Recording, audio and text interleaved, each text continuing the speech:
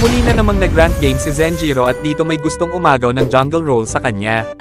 Tapos sabi pa ni S3 na mag-adjust daw ang ating bida. Mabuti na lang at hindi binigay ni Zenjiro sa kanila ang jungle role dahil ito ang naging resulta ng laro. Ngayon nakakasama ng loob.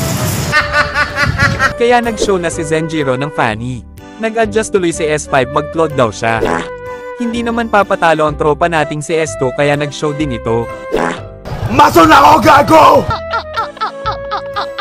Matapos makuha ang red buff ng kasamaan minalas ang ating bida dahil napitas ito. Napasama pa yung invade ha. Natawa pa yung Yin. Iniinsulto nila si Zenjiro hindi nila alam na ang mga bida ay nagpapatalo muna sa una.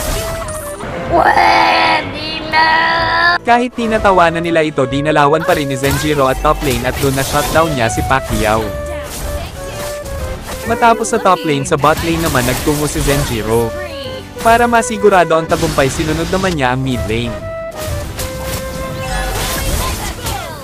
Parang walang balak magpahinga ang ating bida dahil sunod-sunod ang pagdalaw nito sa mga lanes. Nagtataka si Zenjiro dahil kahit na nadadalawan naman niya ang lahat ng lanes parang walang nangyayari at lamang pa din ang mga kalaban. Kami. Walang nangyayari.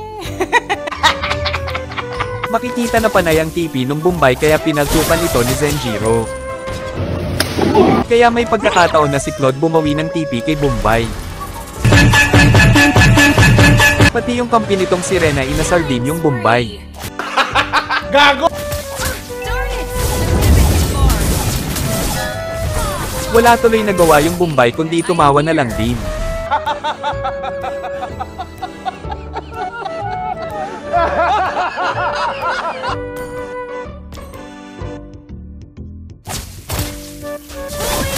Mabait naman pala itong si Selena Gomez dahil tinulungan niyang magpagong si Zenjiro. Ngayon nakakasama ng loob. Matapos manguha ng blue buff maswerteng nakatakas yung babaeng uwak sa tropa nitong Sirena. Kaso sa kasamaang palad hindi ito nakatakas sa ating bida. Kapansin-pansin na gumagawa ng pangarap si Pacquiao sa top lane. Mabilis pumunta doon ang ating bida upang pigilan ito.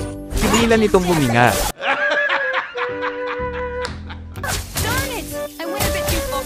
Akala ni Selena Gomez makakatakas pa siya. Nakapunta to the moon. Dahil malaki na ang lamang ng ating bida isa-isa na niyang tinatapos sa mga masasamang loob.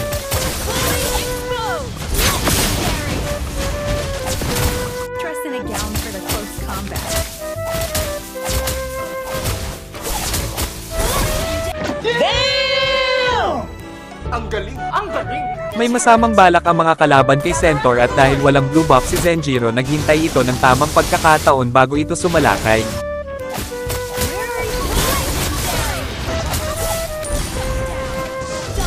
Matagumpay nila itong naipagtanggol sa kamay ng masasamang loob.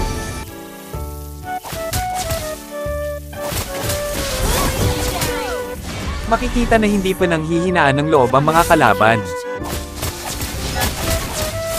Kaya naman hindi nagsasawa ang ating bida na puksain sila isa-isa.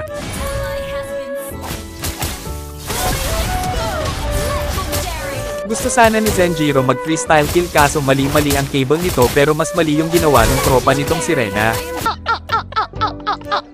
Kinuha na ng ating bida ang basbas ni Centaur upang gabayan sila nila nito na tapusin na ang laban.